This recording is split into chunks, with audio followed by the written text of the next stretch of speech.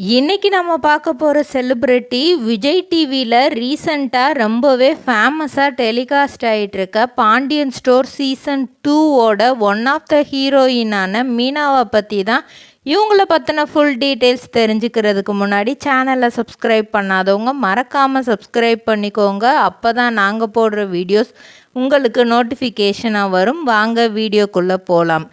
இவங்களோட உண்மையான பெயர் ஹேமா ராஜ்குமார். இவங்கள நம்ம எல்லாருக்குமே ஏற்கனவே நல்லாவே தெரியும். ஏன்னா பாண்டியன் ஸ்டோர் சீசன் 1லையும் இவங்க மீனாவாக தான் நடிச்சிருப்பாங்க.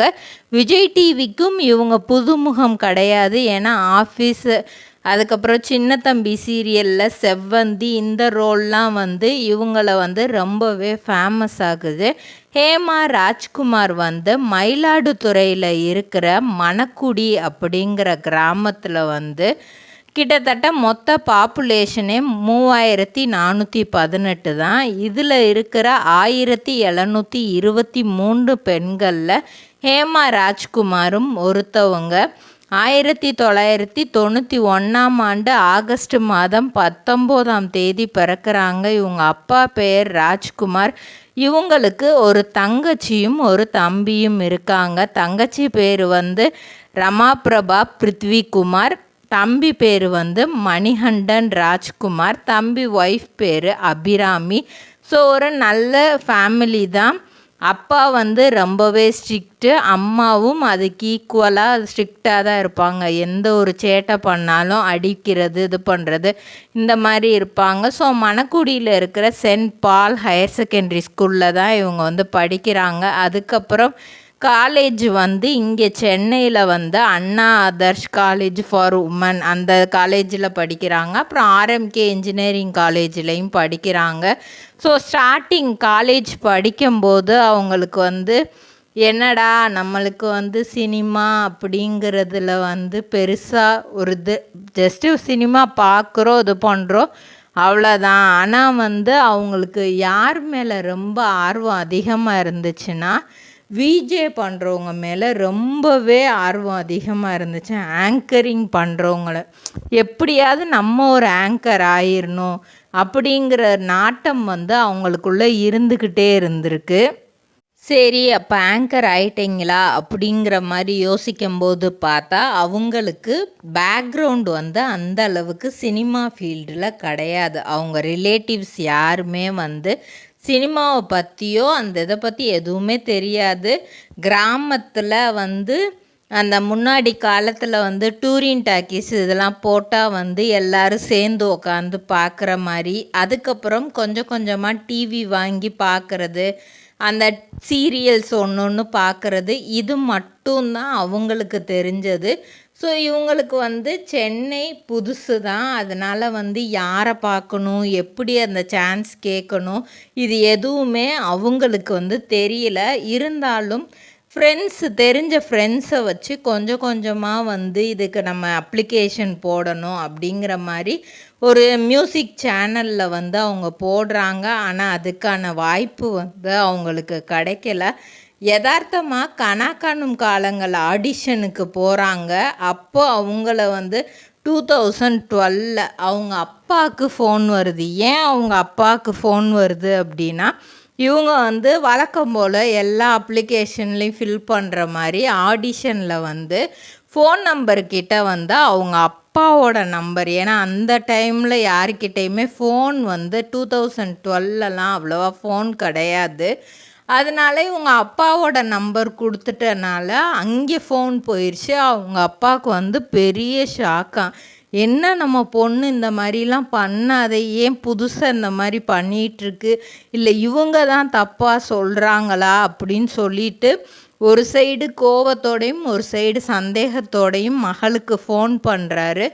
அப்போ ஹேமா சொல்கிறாங்க, ஆமாப்பா நான் இந்த மாதிரி காலேஜில் இருந்து கூட்டிகிட்டு போனாங்க ஒரு இதுக்கு, அதன் மூலியமாக எனக்கு ஆசை வந்தனால நான் போனேன், ஆனால் உங்களுக்கு பிடிக்கலைன்னா எனக்கு வேணாம் அப்படின்னு சொல்லிட்டு பயந்து பயந்து அதுக்கு பதில் சொல்கிறாங்க.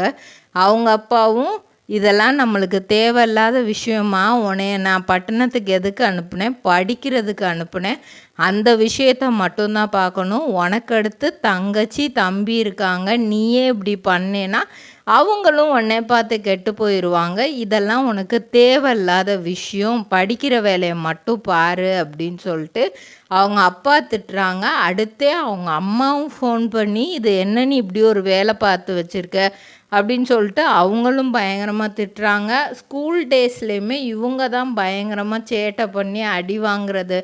தங்கச்சி பண்ணால் கூட இவங்க தான் அதுக்கு எல்லாமே அடியெல்லாம் வாங்குவாங்களாம். அந்த அளவுக்கு வந்து ஹேமா வந்து குறும்புக்கார பொண்ணாக தான் இருந்திருக்கிறாங்க வீட்டில்.